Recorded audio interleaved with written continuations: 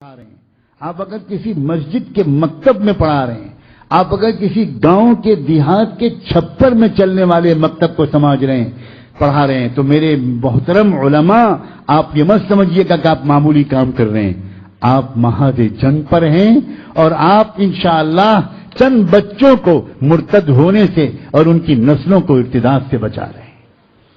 معمولی کام نہیں ہے۔ افسوس ہمارے بہت سے حفاظ قرآن، ہمارے بہت سے علماء، ان کا دل ٹوٹا رہتا ہے، وہ سوچتے ہیں کہ ہم کیا کر پائیں، مکتب میں پڑھا رہے ہیں، ان کو کسی کو بتاتے ہوئے شرم آتی ہے کہ ہم مکتب میں پڑھا رہے ہیں، ان کا دل ٹوٹا رہتا ہے، ان کو احساس رہتا ہے کہ زمانہ ہماری قدر نہیں کر رہا، ان کو اپنی غربت کا خیال رہتا ہے۔ میں جانتا ہوں ان میں سے اکثر کو اپنے مہینے کے آخر میں گھر کے خرچے چلانے مشکل ہوتے ہیں، ان کی بیویاں جب کہیں خاندان میں شادیاں ہوتی ہیں اور شوہر کہتا ہے کہ تم تیاری نہیں کر رہی وہاں جانے کے لیے،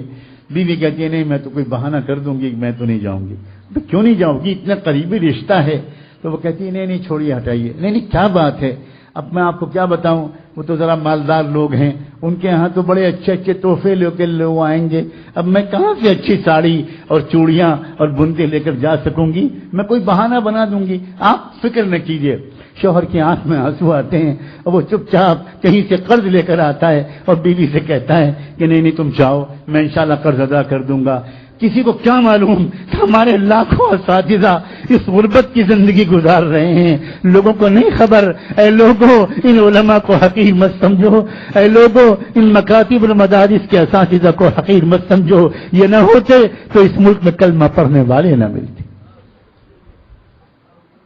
اور اے اساتذہ حقیر مت سمجھنا، تم اللہ کے رسول کے سپاہی ہو،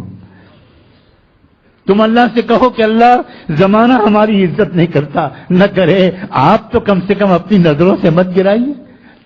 اگر کہیں آپ کی نظروں سے ہم گر گئے گناہوں کی وجہ سے تو اللہ پھر ہم وہاں مارے گئے، نہ زمانے نے عزت کی نہ آپ نے عزت سے دیکھا، پھر ہم مصیبت میں ہیں۔ لیکن اللہ اگر یہ بات صحیح ہے کہ محمد الرسول اللہ کے سپاہی ہیں تو ہم کو اس غربت پر ناز ہے، ہم راضی ہیں اس غربت پر، اللہ ہمیں کوئی شکوہ نہیں ہے۔